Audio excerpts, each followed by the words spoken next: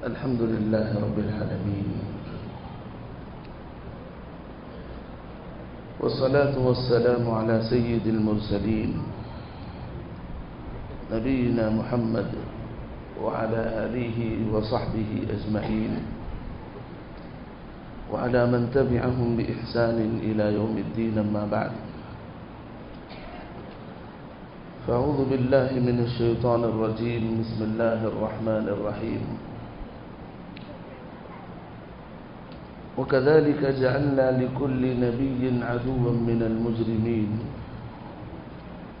وقال الرسول يا رب إن قوم اتخذوا هذا القرآن مهجورا وكذلك جعلنا لكل نبي عدوا من المجرمين وكفى بربك هاديا ونصيرا. رب اشرح لي صدري ويسر لي أمري واحلل عقدة من لساني يفقه قولي. اللهم علمنا بما ينفعنا وينفعنا بما علمتنا وزدنا علما يا كريم. معزز و مکرم بزرگان دین، نوجوانان اسلام اور پردہ نشین خواتین اسلام اور پیارے بچوں،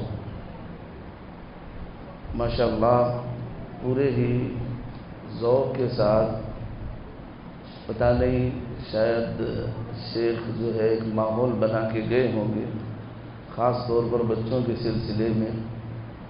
بڑوں سے زیادہ بچے جو ہے پین اور کاپی لیے بیٹھے ہیں. گویا ما یلفظ من قول الا لدیہ رقیب عتید، جو بھی لفظ نکلے وہاں نوٹ ہو جائیں. ایسے ہی کچھ بچے ماشاءاللہ پوری لگن، پوری تڑپ کے ساتھ میرے اطراف و اکناف قلم اور کتاب لیے بیٹھے. اللہ برکت سے نوازے، ترقیوں سے نوازے. ابھی میں وتر کی نماز میں آپ لوگوں کے ساتھ شامل تھا، تو جیسے ہی اللہ جزا خیر دے شیخ عبد المتین کو، جیسے ہی شیخ نے پہلا کلمہ پڑھا اللہم انت اللہ لا الہ الا انت، تو پوری مسجد آمین کہنے لگی. ہے کہ نہیں؟ آمین بولے نہیں بولے سب، اور میرے پیچھے تو ایک دم زور سے بول رہا ہے. دیکھیے اسی وجہ سے عمر بن الخطاب رضی اللہ عنہ ایک جملہ ہمیشہ کہا کرتے تھے، لوگوں عمل سے پہلے علم سیکھنے کی عادت ڈالو. علم سب سے پہلے تمہارے عمل کے لیے نکھار بنتا ہے. اس علم کی وجہ سے تمہارے عمل میں وزن پیدا ہوتا ہے. کیوں؟ اللہ نے قرآن میں کیا کہا؟ قو انفسکم. علم اس لیے نہیں حاصل کرنا، کنتم خیر امت اخرجت للناس تأمرون بالمعروف وتنہون عن المنکر. تم بہترین امت ہو، دوسروں کے لیے پیدا کی گئی ہو، جو نیکی کا حکم. یہ بعد میں ہے. علم کیوں حاصل کرنا؟ قو انفسکم، تاکہ تم آگ سے بچ جاؤ.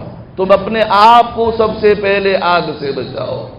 وہ اہلیکم، اور اس کے بعد تم اپنے گھر والوں کو بچاؤ. تو علم سب سے ضروری چیز ہے جو انسان کو اس کے عمل میں مٹھاس ہو یا وزن پیدا کرنے کے لیے حاصل کیا جاتا ہے. تو دیکھیے ہر مقام آمین کا نہیں ہوتا ہے. علماء حنابلہ تو کہتے کہ جہاں پر اللہ کی تعریفیں ہو رہی ہے وہاں آپ کا آمین بولنا جائز نہیں ہے. قل هو اللہ احد اللہ الصمد آمین بولیں گے، لم یلد ولم یولد آمین بولیں گے. یہ علم ہے. واللہ یہ علم ایسے مجلسوں میں آپ سے مل سکتا ہے. پھر کہاں ملے گا آپ کو؟ یا تو مدرسوں میں. آپ کو معلوم ہے صرف مدرسے میں جانے والے طلبہ 2% ہیں. کچھ طلبہ ہیں یا کچھ بچے ہیں جو مدرسے میں داخلہ لیتے ہیں اور پڑھ کر نکلتے ہیں. باقی 80 پر 8% یا 90 پر 8% یہی علم جو ہے ماشاءاللہ دروس میں ہو یا جو ہے جلسے میں ہو، یا اور خاص طور پر یہ رمضان کا جو مہینہ ہے یہاں پر دروس کیوں رکھے جاتے ہیں؟ تاکہ لوگوں کی کثرت جمع ہوتی ہے، لوگوں کے اندر ایک جذبہ پیدا ہوتا ہے کہ انہیں خیر سنیں، اچھائی سنیں، نیکی کی بات سنیں، اور اس سن کر اسے عمل کرنے کی جو ہے جذبہ ان کے دلوں میں پیدا ہو۔ تو سب سے ضروری چیز ہے کہ انسان علم حاصل کرے، اور خاص طور پر ایسے مجلسوں میں بیٹھنے کی کوشش کرے۔ پتہ نہیں یہ 10 آدھے گھنٹے میں کیا دنیا کی بازی مار لیں گے، پتہ نہیں گھر میں جا کے کیا کریں گے۔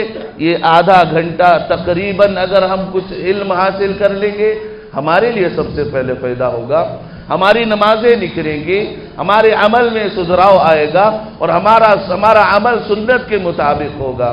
تو سب سے پہلی چیز کہ انسان عمل سے پہلے، اسی وجہ سے آپ دیکھیں سلف صالحین جب حج کا موقع آتا تو یہی دورے، حج کے مسائل کے دورے، یہی دورے۔ الحمدللہ ہم نے مدینے میں دیکھا کہ اساتذہ جو پرانی کتاب پڑھاتے تھے، مثال کے طور پر کوئی جو ہے استاد تفسیر پڑھا رہے ہیں، حج کے ایام آتے تفسیر روک دیتے، حج کے مسائل پہ جو ہے گفتگو، حج کے مسائل پر گفتگو، اور حج کے مسائل کو باریکی کے ساتھ ان کو کیوں؟ تاکہ ان جو ہے حاجیوں کو اس سے نفع ہو، یا جو حج کو جا رہے ہیں ان کا حج صحیح طریقے سے ہو۔ ٹھیک ہے، چلیے اب تفسیر کا درس ہو رہا ہے، رمضان کے ایام آئے، اس کے قریب جو ہے روزے کے مسائل شروع کر دیے، کیوں؟ تاکہ ان کے عمل میں حسن پیدا ہو، رمضان کے مسائل ان کے سامنے ہو، روزے کے مسائل ان کے سامنے ہو، قیام اللیل کے مسائل ان کے سامنے ہو، زکوٰۃ کے مسائل ان کے سامنے ہو، روزے کے سارے مسائل ان کے سامنے ہو۔ تو یہ ساری چیزیں کے بعد اس کے اندر جو ہے عمل کرنے میں آسانی ہوتی ہے۔ تو ضروری ہے کہ انسان، میں یہ باتیں کب کہہ رہا ہوں، کتنا روزہ ہے؟ 23واں روزہ، 23، 22، 23 روزے کے بعد یہ کہہ رہا ہوں۔ تو ضروری ہے کہ ہم لوگ علم سب سے پہلے سیکھیں، علم کو لازم پکڑیں، اور علم ہی سے بول رہا ہوں سارے لوگوں سے بڑھ کر ہم اپنے نفس کے لیے جو ہے ایک اچھا عمل جو ہے اپنے اللہ کے پاس پیش کر سکتے ہیں۔ حضرات، رمضان کے متعلق اللہ رب العالمین نے کہا ایام معدودات، لوگوں یہ گنے چنے ایام ہیں، یہ گنتی کے کچھ ایام ہیں، یہ بہت جلدی جانے والے ہیں، تقریباً 2 ثلث نکل گئے، 7 یا 8 دن باقی ہیں، 7 یا 8 دن باقی ہیں، اور یہ وہ ایام ہیں جو آخری ایام جو پچھلے ایام سے جلدی بھاگیں گے، پچھلے ایام سے جلدی بھاگیں گے۔ تو لہذا ہم لوگوں کو چاہیے کہ آج اسی وقت کہ ہم لوگ اپنے دلوں کا جائزہ لیں، ہم نے قرآن کتنا پڑھا، ہم نے صدقہ و خیرات کتنا کیا، ہم نے زندگی میں جو ہے خیر جو ہے نیکیاں میں کتنے آگے بڑھے۔ دیکھیے ایک ایسا موسم ہے کہ اس موسم سے انسان کچھ سیکھ کر نکلتا ہے، یہ مدرسے کی طرح ہے۔ یہ 30 دن اللہ رب العالمین، دیکھیے اللہ رب العالمین کسی انسان کو مہلت دے 11 مہینے، گناہ کے بعد ڈھیل چھوڑے، اور گناہ کرتے کہ نہیں؟ ہر کسی سے گناہ ضرور ہوتے۔ جب انسان کے 11 مہینے گناہ کے بعد پھر اللہ کی توفیق سے اس کی زندگی میں رمضان عطا کیا جانا، تو رب العالمین ان گنہگاروں سے کیا چاہتا ہے؟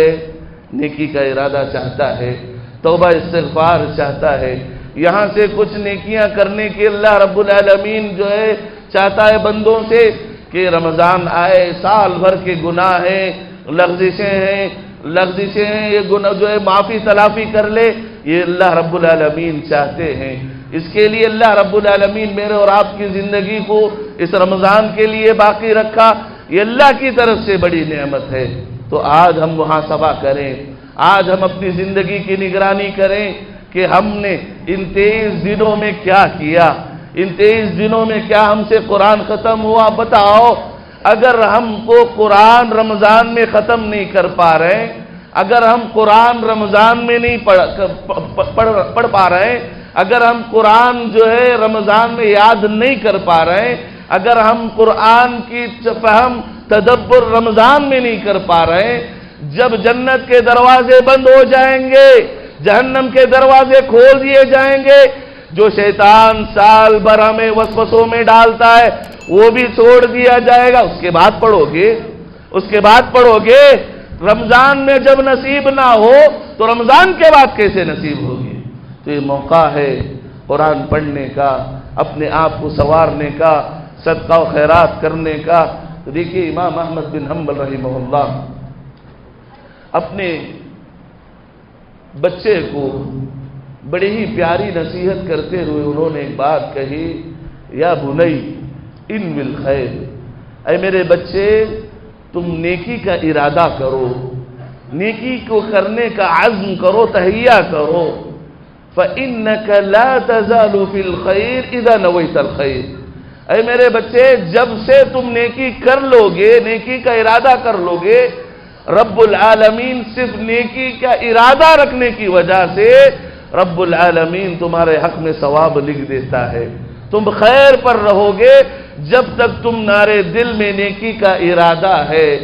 اگر ہم سے کوتاہی ہے، عزم کرے کہ ہم یہاں سے کچھ نہ کچھ قرآن ضرور پڑھیں گے، اگر قرآن آ رہا ہے تو ہم کچھ نہ کچھ قرآن یاد کریں۔ ہم پوچھو کسے سورہ ملک یاد ہے؟ کچھ لوگوں ماشاءاللہ سبحان اللہ، بچے بہت ایکٹیو دکھ رہے ہیں بھائی، انعامات دے رہے ہیں کیا؟ سبحان اللہ۔ مجھے پسند کون لوگ ہیں بولو؟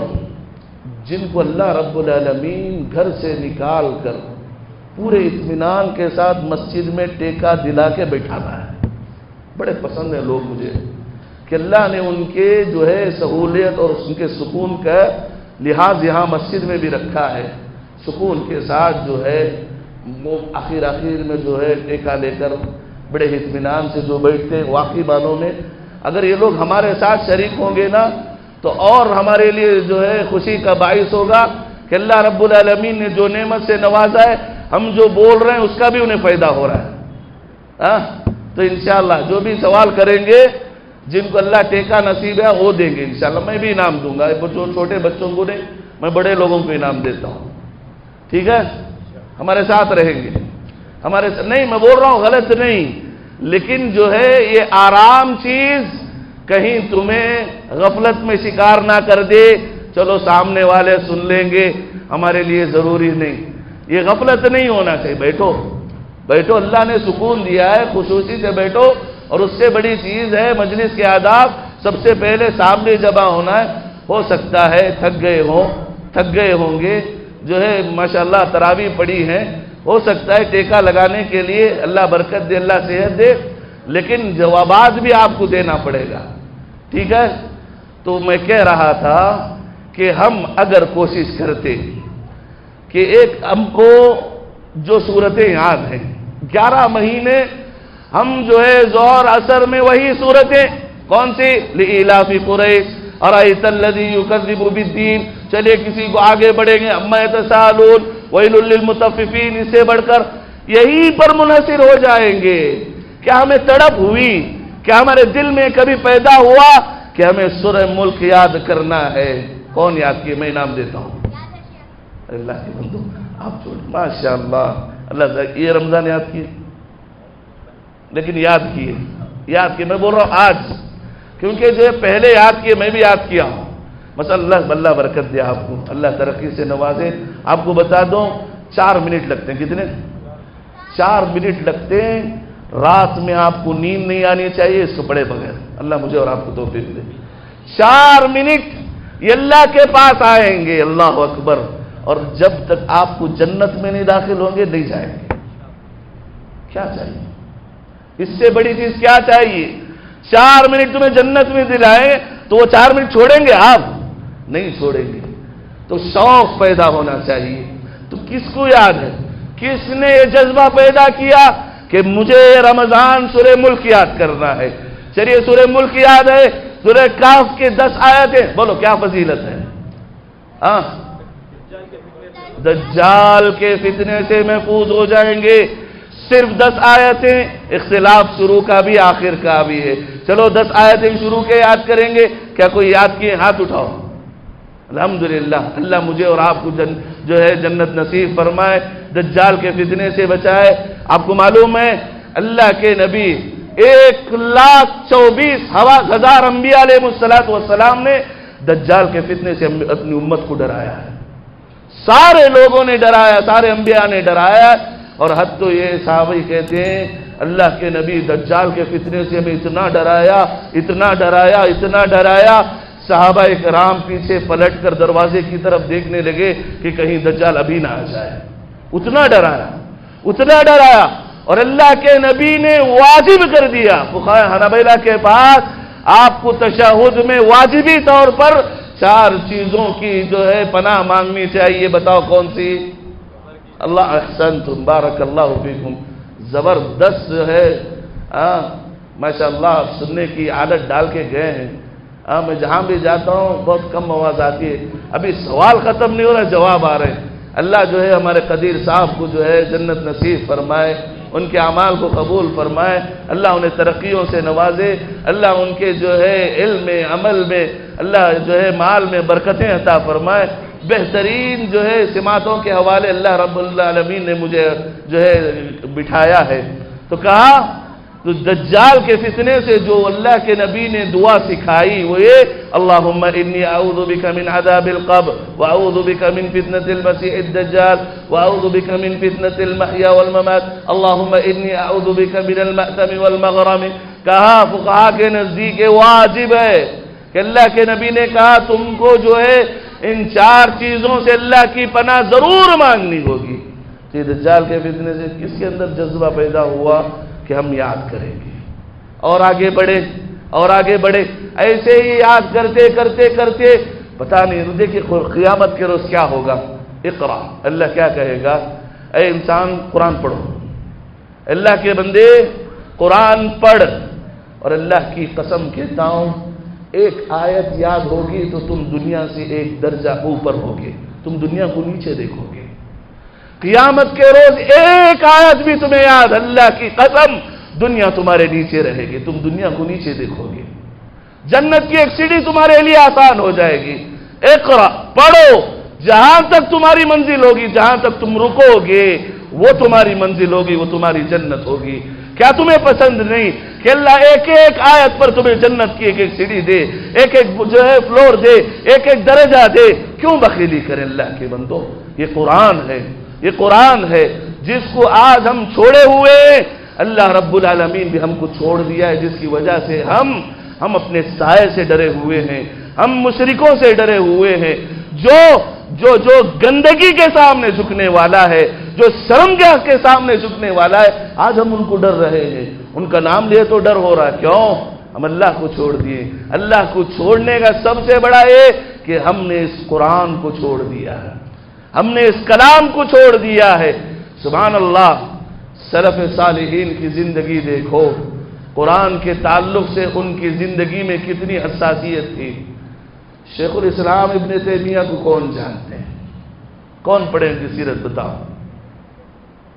اور واللہ اسی ممبر و محراب سے نام سنے جا سکتے ہیں، اسی ممبر و محراب سے پوری چیلنج کے ساتھ کہہ سکتا ہوں، اگر دوسرے لوگ کہیں گے تو ان کے مذہب کو جو ہے مار پڑے گی، ان کے مسائل کو مار پڑے گی، ان کی فقہی مسائل ہو، ان کے عقیدے کے مسائل ہو، ان کے جو ہے خرافات ہو، ان پر مار پڑے گی۔ اگر ابن تیمیہ، ابن قیم اور جو ہے محمد بن عبد الوہاب ایسے نام لے لیں گے، ہمارا جو ہے دکان بند ہو جائے، ہمارا مذہب ڈوب جائے گا۔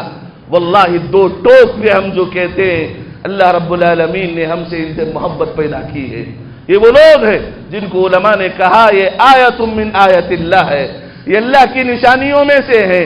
بعض علماء نے تو یہاں تک کہا ہم لوگ اس حدیث کو حدیث نہیں مانیں گے جس حدیث کو ابن تیمیہ نہیں جانتے ہو۔ ابن تیمیہ جس حدیث کو نہیں جانتے ہو ہم اس حدیث کو مانتے ہی نہیں، یعنی مطلب یہ کہ وہ عالم الدنیا تھے، دنیا کے سارے علم ان کو ہے۔ حد تو یہ ہے فلسفہ جس میں لوگ بکھر جاتے تھے، کئی علماء جو فلسفیت میں جو ہے داخل ہو گئے، جو ہے اپنی زندگی کو قرآن اور سنت کو چھوڑ کر عقلی چیزوں میں چلے گئے، سبحان اللہ آخری عمر میں کیا کیے بتائے؟ دل سکون نہیں پا رہا ہے، کیا کیے؟ صحیح بخاری کو سینے پر رکھے، کہے اللہ میں صحیح بخاری کے مذہب اور طریقے پہ مرتا ہوں، اور اسی پر مر گئے۔ تو ان کے میدان میں جا کر وہاں کے لوگوں کو شکست دے کر آنے والے کا نام ابن تیمیہ ہے۔ سبحان اللہ۔ یہی نہیں، گرامر جانتے ہیں؟ عربی گرامر، عربی گرامر میں ایک بڑا نام ہے سیبوی۔ سیبوی سمجھ لیں، سیبوی ویسے ہی ہیں جیسے حدیث میں امام بخاری کا درجہ ہے، گرامر میں سیبوی ان ویسا درجہ ہے، یعنی جو ہے باوا آدم ہے گرامر کی۔ اس سیبوی کے شیخ الاسلام ابن تیمیہ نے 40 سے زیادہ غلطیاں بتائیں۔ ہر ابن قیم جو ان کے استاد ہیں کہتے ہیں سبحان اللہ، میرے استاد کی اللہ رب العالمین نے میرے استاد کی زندگی میں عجیب برکت دی تھی کہ وہ ہر میدان میں پہلے نظر آتے، جہاد ہو تاتاریوں کے ساتھ تلوار لے کے سب سے پہلے صف میں کھڑے ہوتے، کوئی انسان غلط کام کرتا اس کے خلاف لکھنے کے لیے سب سے پہلے قلم اٹھاتے، کوئی انسان مناظرے کے لیے آتا سب سے پہلے مجلس میں بیٹھتے۔ سبحان اللہ، ایک واقعہ یاد آ رہا ہے، یہ واقعہ یاد آ رہا ہے کہ ابن القیم رحمہ اللہ اپنے زمانے میں، دیکھیں یقین کیسا ہے، یہ یقین انسان کو علم کے ساتھ آتا ہے، اللہ سے علم جیسا جڑتا ہے ویسے یقین پیدا ہوتا ہے۔ کہا شیخ الاسلام ابن تیمیہ رحمہ اللہ کہتے ہیں ان کے زمانے میں صوفی لوگ ہے نا، آج بھی میں انگار پہ جا رہا ہوں، آنکھیں مونچھے چلے مدینہ، میں گنبد کے پاس بیٹھا ہوں، آنکھ مونچھے چلے میں جو ہے طواف کر رہا ہوں، ایسے کچھ خیالی باتیں کہنے لگے۔ تو اس دور کے جو صوفی تھے انہوں نے وہ کہنے لگے کہ جو ہے میں آگ کے اندر آ رہا ہوں، جا رہا ہوں، مجھے آگ کے اندر جانے کی طاقت ہے اور پھر میں باہر نکلتا ہوں۔ ابن تیمیہ کہنے لگے غلط ہے، یہ غلط ہے، آگ جلانے کی خاصیت رکھتی ہے، یہ کوئی چیز نہیں کہ کوئی انسان آگ کے اندر جائے اور جلائے بغیر آ جائے، نہیں ہے، انکار کیا، غلط ہے۔ تو بات جو ہے بادشاہ تک پہنچی تو دونوں کو جمع کیے، صوفیوں کو جمع کیے، ابن تیمیہ سب جمع ہوئے۔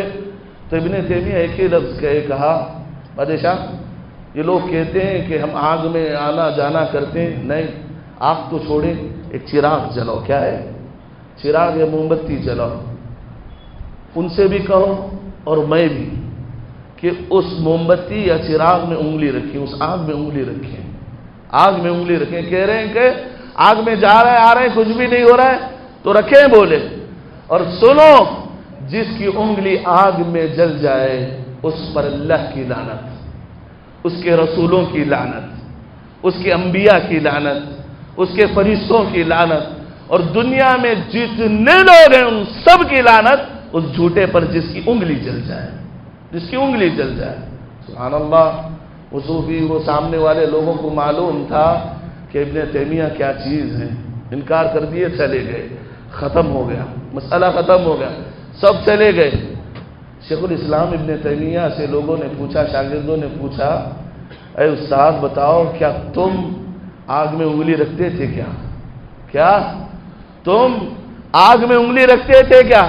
ابن تیمیہ کہتے ہیں اللہ کی قسم میں آگ میں انگلی رکھتا تھا، اور اللہ کی قسم مجھے یقین ہے جس طرح رب العالمین نے ابراہیم کو آگ سے بچا لیا اللہ میری انگلی کو بھی بچا لیتا۔ کیوں؟ میں سنت کی نصرت کی وجہ سے کر رہا تھا، میں اللہ کے نبی کی جو بدعتوں، اللہ کے نبی کی مخالفت جو ہو رہی تھی، اللہ کے نبی کی سنتوں کی حفاظت کی وجہ سے میں اپنی انگلی کو آگ میں ڈالنے کی جرت کر رہا تھا۔ رب العالمین نے جس طرح خلیل اللہ کو آگ سے بچا لیا میری انگلی کو بھی ضرور بچا لیتا۔ یہ یقین ابن تیمیہ وہ نام ہے، ابن تیمیہ وہ نام ہے جو ہمیشہ کہا کرتے تھے کہ لوگ کیا کرتے، کوئی خلاف جو ہے کوئی غلط بات کہتا اس کے خلاف آپ جو ہے لکھ دیتے، چند دنوں کے بعد آپ کو جیل میں ڈال دیا جاتا، چند دنوں کے بعد آپ کو جیل میں ڈال دیا جاتا۔ حد تو یہ ہے آپ کا انتقال اسی حالت میں جیل میں ہوا. وہ ہمیشہ کہا کرتے تھے یہ دشمن لوگ میرے ساتھ کیا کریں گے, یہ دشمن لوگ میرے ساتھ کیا کریں گے, اگر یہ لوگ مجھے جیل میں ڈال دیں گے تو یہ جیل میرے لیے خلوت ہوگی, اللہ کے ساتھ میں خوب مانگوں گا. جیسے ایک انسان کو اکیلے کمرے میں ڈال دیں گے, دنیا ساری چھوٹ گئی, وہ اللہ سے مناجات, اللہ سے میں خوب لڑ لوں گا, اللہ سے میں جو مناجات کر لوں گا. کیا یہ لوگ مجھے جو ہے گاؤں سے نکال دیں گے, سیر و تفریح کروں گا, گھوموں گا, پھروں گا, آخر کار کیا کریں گے, جان لے لیں گے.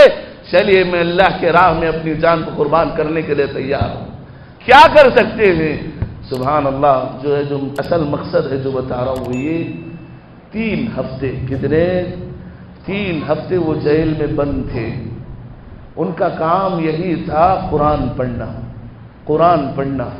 تاریخ نے لکھا ہے اس 3 ہفتوں میں شیخ الاسلام ابن تیمیہ نے 7 مرتبہ قرآن ختم کیا. کتنے؟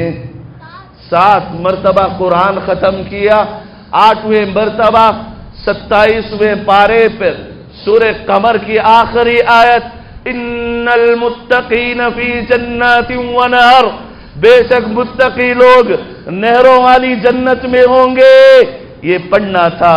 موت کا فرشتہ ان کی روح قبض کر لیتا ہے اور ہمیں اللہ سے امید ہے رب العالمین انہیں نہروں والی جنت نصیب کرے گا. سبحان اللہ, سبحان اللہ. اس سے بڑھ کر تاریخ کا ایک جملہ انہوں نے جو ہے کہا تھا, وہ سینے پر اپنے قرآن 8 مرتبہ 7 مرتبہ قرآن ختم کیے ہوئے سینے پر قرآن رکھ کے رو رہے ہیں. اور آخری جملہ انہوں نے یہ کہا, واللہ دنیاوی مشغولیات کی وجہ سے اے قرآن, اے کلام اللہ, میں نے تجھے پڑھنا چھوڑ دیا, سمجھنا چھوڑ دیا. جو قرآن 8 مرتبہ ختم کر رہے ہیں اور جن کے بارے میں یہ بھی کہا گیا کہ وہ سبحان اللہ, ان کی تفسیر پڑھ کے دیکھو. میں ایک مرتبہ ایک آیت کی تفسیر ڈھونڈ رہا تھا, ومن آیاتہ, جو اللہ رب العالمین نے زوجین کے بارے میں اتارا ہے, تو جو محبت ہے, اس محبت پر اتنی بہترین گفتگو کی ہے, آج تک میں نے اس سے بہتر لٹریچر کہیں نہیں پڑھا محبت پر, کہ زوجین کی محبت کیسی ہونی چاہیے. واللہ یہ روح کے ڈاکٹر سے, یہ خاص طور پر یہ ابن تیمیہ اور ابن القیم, آپ کو معلوم ہے ابن القیم کی ایک کتاب ہے الداء والدواء. تو بعض لوگوں نے عربی سیکھا اس جو کتاب پڑھنے کے لیے, بعض لوگوں نے کہتے ہیں عربی کو سیکھا اس کتاب کو پڑھنے کے لیے. تو کہتے ہیں کہ جب ان کو قرآن کا کوئی مسئلہ سمجھ میں نہیں آتا ابن تیمیہ کو, وہ جنگلوں میں چل جاتے یا ایسی جگہ چل جاتے جہاں دنیا کی نگاہ ختم ہو جاتی یا کوئی نہ دیکھ رہا ہو, ایسی جگہ جا کر سجدے میں پڑ جاتے. کہتے یا معلم ابراہیم, اے ابراہیم کو علم دینے والے, اے سلیمان کو فہم دینے والے, اے اللہ, اے رب ذوالجلال, اس آیت میں میں اٹک گیا ہوں, مجھے جو ہے سمجھ نہیں آ رہی ہے, اے اللہ میرے لیے میرے ذہن کے دروازے کھول دے. رب العالمین نے ان کے لیے جو ہے فہم کے دروازے کھول دیتا تھا. بتاؤ اللہ پہلے, اللہ کے لیے سینوں پر ہاتھ رکھ کے بتاؤ کہ ہم نے اللہ سے کبھی توفیق مانگے, اللہ تو ہمیں صبح و شام قرآن پڑھنے کی توفیق دے. اے اللہ قرآن پڑھنا اگر آ رہا ہے تو ہمیں یاد کرنے کی توفیق دے. اے اللہ آج ہمیں یاد جو ہے قرآن پڑھا جا رہا ہے, قرآن پہ قرآن, سبحان اللہ, تقریباً پونا قرآن ہم پہ ہو گیا ہے. آج ہمارے دل حرکت میں نہیں آئے ہوئے ہیں. آج ہم قرآن میں جہنم کی آیتیں گزر رہی ہے, جنت کے آیتیں گزر رہی ہے, پھر بھی ہمارے دل میں کوئی ہلچل نہیں, ہمارے آنکھوں میں آنسو نہیں. سبحان اللہ, اللہ کے نبی ایک ایک آیت پڑھتے پوری رات روتے. یہی چیز ہے کہ ہمیں نہ قرآن پڑھنا آتا ہے, نہ قرآن پڑھنا بھی آتا ہے تو اس میں سمجھ میں نہیں آتا. تو دیکھیے یہ موقع ہے کہ ایک انسان قرآن پڑھے, قرآن, اور یاد رکھیں, دیکھیے اس قرآن کے علاوہ آپ یقین جانیں, اس قرآن کے علاوہ اللہ کے نزدیک سب سے زیادہ نیکیاں ملنے والی چیز کوئی اور ہو سکتی نہیں. کیوں بتاؤ دیکھیں گے. اللہ کی کتاب ہے, اللہ سے خیر دے, اللہ کا ذکر ہے. ہاں ملا دیکھا لینے والے. احسنتم, اللہ علم کے دروازے کھولے آپ لوگوں پر. کہا ایک حرف پہ کتنا؟ ایک حرف پہ 10 نیکیاں. بتاؤ کون سا عمل ہے؟ کون سا عمل ہے؟ قرآن اور حدیث چھان کر دیکھو. الف اگر پڑھیں گے 10 نیکیاں. کون سا عمل ہے قرآن کے علاوہ؟ تو میں نہیں سمجھتا کہ قرآن سے زیادہ کوئی ایسی عبادت ہو, کوئی ایسی چیز ہو جو اللہ کے دربار میں ہمیں نیکیوں کی کثرت عطا کرے. الف لام میم 30 نیکیاں ہمارے حق میں. ہاں, اور اس کے لیے ضروری نہیں کہ آپ آئے, مسجد میں بیٹھیں, قبلہ رخ ہو, بس طہارت شرط ہے. قرآن اٹھاؤ پڑھو. اگر جو ہے آپ کو جو ہے یاد ہے تو جو ہے نور علی نور, آپ جو ہے ورد کرتے رہیں. نیکیاں ہی نیکیاں. آپ کو معلوم ہے سحنون یہ فقہائے مالکیہ کے بڑے ائمہ میں سے ہیں. جیسے فقہ حنفی میں 2 بڑے فقہا گزرے ہیں جو امام ابو حنیفہ رحمہ اللہ کے شاگرد ہیں, امام محمد, امام یوسف. انہوں نے فقہ حنفی کو جو ہے زندگی دی, ایک نیا رخ دیا. فقہ شافعی میں امام جو ہے امام نووی رحمۃ اللہ علیہ, ویسے ہی یہ سحنون جو ہے یہ فقہ مالکیہ کے سب سے بڑے علماء میں سے. بہت علم تھا, بہت ہی فقہی مہارت تھی, جو فقہ حنبلی میں بڑے ائمہ میں سے ان کا شمار ہوتا تھا. کہتے ہیں کہ ان کے جو ساتھی دوست عبد الرحمن ابن قاسم, سیر اعلام النبلاء جو امام ذہبی رحمۃ اللہ علیہ کتاب ہے اس میں ذکر کیے ہوئے واقعہ. امام سحنون رحمہ اللہ کہتے ہیں کہ میرے ساتھی دوست عبد الرحمن ابن قاسم کا انتقال ہو جاتا ہے, انتقال ہو جاتے ہیں. تو کچھ دنوں کے بعد, کچھ ہفتوں کے بعد کہتے ہیں کہ عبد الرحمن ابن قاسم میرے خواب میں آتے ہیں. خواب میں آتے ہیں تو میں ان سے پوچھتا ہوں اللہ نے تمہارے ساتھ کیا معاملہ کیا؟ تو کہنے لگے الحمدللہ اللہ نے میرے ساتھ بہتر اچھا معاملہ کیا. اچھا معاملہ اللہ رب العالمین نے میرے ساتھ کیا ہے. تو امام سحنون رحمۃ اللہ علیہ نے پوچھا اللہ کے پاس سب سے زیادہ نیکیاں تمہیں کس وجہ سے ملی؟ کون سا عمل تھا جو اللہ کے پاس نیکیوں کی کثرت تمہیں ملی؟ وہ کہنے لگے قراءۃ القرآن, قرآن کو پڑھنے کی وجہ سے. قرآن کو پڑھنے کی وجہ سے اللہ رب العالمین نے مجھے بہت زیادہ نیکیاں دی. امام سحنون جو کہ فقیہ تھے, جن کا کام کیا تھا کہ جو آیت یا حدیث ہوتی ہے اس میں مسائل کا استنباط کرنا, مسائل کو جو ہے ڈھونڈنا. تو کہتے ہیں سحنون نے سوال کیا فقہی مسائل کا کیا ہوا؟ ہماری محنتیں کیا ہوئی فقہی استدلال مسائل کا؟ عبد الرحمن ابن قاسم انگلی سے اشارہ کرنے لگے اتنا نہیں, قرآن کے بعد ہی کہنے لگے اتنا نہیں. اللہ کے بندو یہ حبل اللہ ہے, یہ اللہ کی رسی ہے, یہ اللہ کی رسی. اور یاد رکھو آخری بات, وقت ہو گیا, مجھے بولے 12 بجے تک کافی ہے. نہیں مجھے اور بھی جو ہے جو ذمہ داری ہے وہاں پہ بھی جانا ہے. تو انشاءاللہ جو ہے کل تاخیرات ہے, سکون سے بیٹھیں گے. تو آخری بات کہہ کر جا رہا ہوں, دلوں پر لکھے, دلوں کو کھول کر سنیں. دیکھیے اللہ کے نبی کی پوری سیرت پڑھ کے دیکھیں. مکی دور سے لے کر اللہ کے رسول کے انتقال تک ایک بار بتاؤ کہ انہوں نے کبھی بد دعا دی؟ پتھریں کھائیں, خاموش رہے. تڑپتے رہے, خاموش رہے. اپنی بیوی کے سلسلے میں پریشان رہے, واقع عشق میں بدگمانی ہوئی, تہمت لگائی گئی, خاموش رہے. اللہ کے نبی صلی اللہ علیہ وسلم جو قرآن نہیں پڑھتے ان کے خلاف خاموش نہیں رہے گے. یاد رکھو کیسے. میں نے قرآن کی آیت کیا پڑھی سورہ فرقان کی, وقال الرسول یا رب ان قوم اتخذوا هذا القرآن مهجورا. قیامت کا روز ہوگا, جہاں پہ صرف رب العالمین اپنی نبی کی سن رہا ہوگا، اللہ کے نبی کو کہہ رہا ہوگا سل تعطا، اے نبی تم پوچھو تمہاری مراد پوری کی جائے گی، تم سفارش کرو تمہاری سفارش قبول کی جائے گی۔ اللہ کے رسول کو اللہ پوچھ رہا ہوگا، ایسے وقت میں رب کے دربار ہوگا، رب کا دربار ہوگا، سبحان اللہ، نبی کی زبان ہوگی، اور مجرم کون ہوگا؟ اس قرآن کو چھوڑنے والا، اس قرآن کو نہیں پڑھنے والا، اس قرآن میں تدبر نہیں کرنے والا، اس قرآن کو نہیں سمجھنے والا۔ اللہ کا دربار، نبی کی زبان، اور مجرم قرآن نہیں پڑھنے والا۔ نبی کہیں گے اے اللہ ان قومی، یہ میرے قوم کا ہے، میرا کلمہ پڑھنے والا ہے، میرا ایمان مجھ پر ایمان رکھنے والا ہے، اے اللہ اس کے باوجود اس نے قرآن کو چھوڑ رکھا تھا، اے اللہ آج تو اسے پکڑ لے۔ وَكَذَلِكَ جَعَلْنَا لِكُلِّ نَبِيٍّ عَدُوًّا مِّنَ الْمُجْرِمِينَ۔ اللہ نے قرآن نہیں پڑھنے والوں کو یہ مجرم کہا، دشمن کہا۔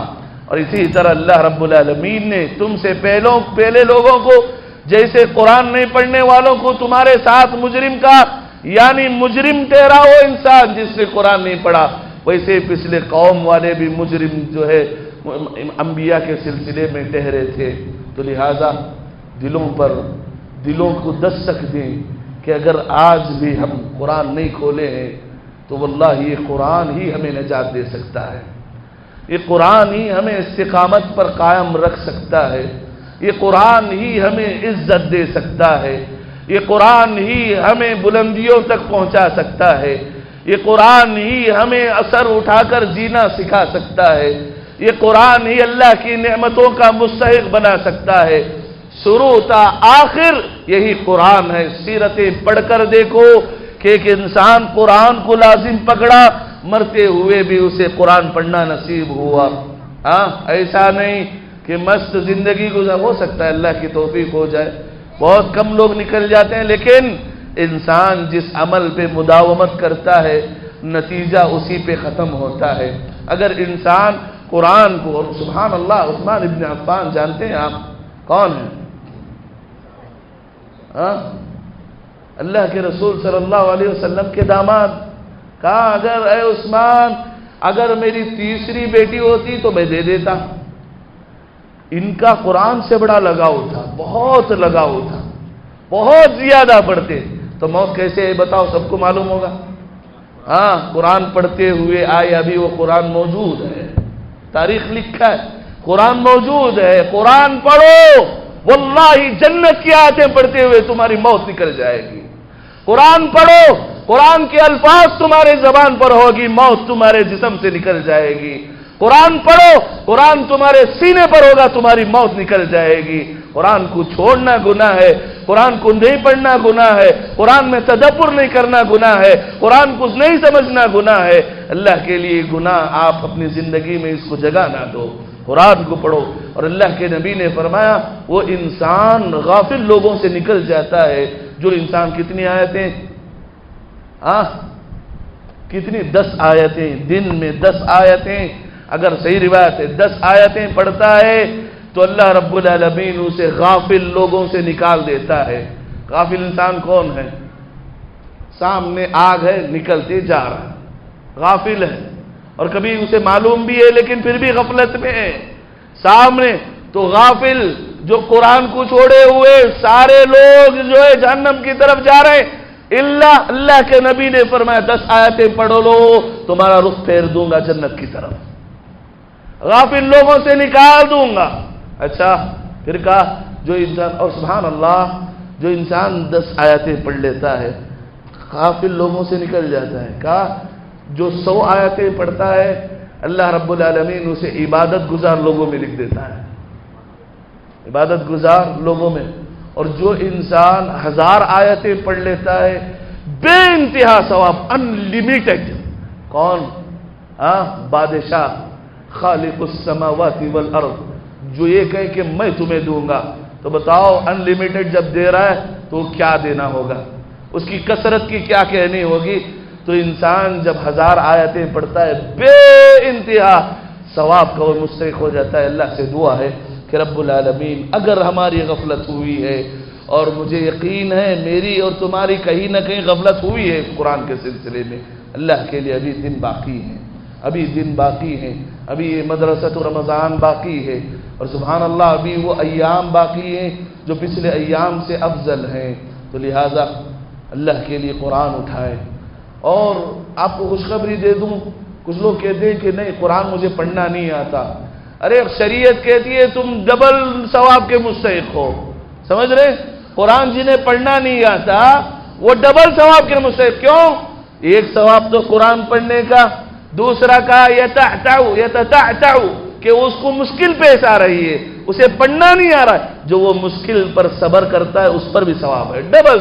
ایک انسان جو اٹکتا ہے تو اسے اٹکنے کا بھی ثواب، قرآن کے ایک ایک حرف کا بھی ثواب، تو اور عمر کی بھی کوئی قید نہیں۔ بولے کہ کیا بھائی بڈھے ہو گئے کیسے؟ بتاؤ ابو بکر کب پڑھے؟ کب پڑھے؟ 40 سال کے بعد ہی نہ، کوئی بولے کہ 40 سال سے پہلے پڑھے تو غلط کہ کیوں؟ 40 سال سے پہلے وہی نازل نہیں ہوئی تھی، تو 40 سال کے بعد ہی پڑھے نا، تو 40 سال اللہ کے نبی نے فرمایا اگر کسی انسان کو 40 سال ہو جائے تو گھنٹی کا انتظار کرتے رہنا، موت کے انتظار میں ڈر میں رہتے رہنا، خلاص گزر گئی زندگی۔ تو کہا یہ انسان جوانی کے مرحلے سے آگے نکل جاتا ہے، تو ابو بکر و عمر نے جو ہے 40-50 سال کی عمر میں قرآن پڑھا۔ کوئی ضروری نہیں کہ جو ہے سبحان اللہ ہم کو جو ہے جوانی چاہیے، چھوٹے بچے ہوں، اور جو ہے نہیں، جو بس کوشش کرنا چاہیے۔ اللہ رب العالمین مجھے اور آپ کو توفیق عطا فرمائے، اللہ رب العالمین ہمیں قرآن پڑھنے والا بنائے، اللہ رب العالمین ہمیں قرآن سمجھنے والا بنائے، اللہ رب العالمین قرآن پڑھ کر ہمارے آنکھوں سے آنسو بہائے، اللہ رب العالمین اپنے فضل سے اپنے کرم سے ہماری مغفرت فرمائے، اللہ رب العالمین ہمیں لیلۃ القدر کی رات نصیب فرمائے اور اس میں قیام اللہ رب العالمین نصیب فرمائے، اللہ رب العالمین جو ہے رمضان ادھر ختم ہو، رب العالمین ہمارا نام جنتیوں میں لکھ دے، وآخر دعوانا الحمدللہ رب العالمین۔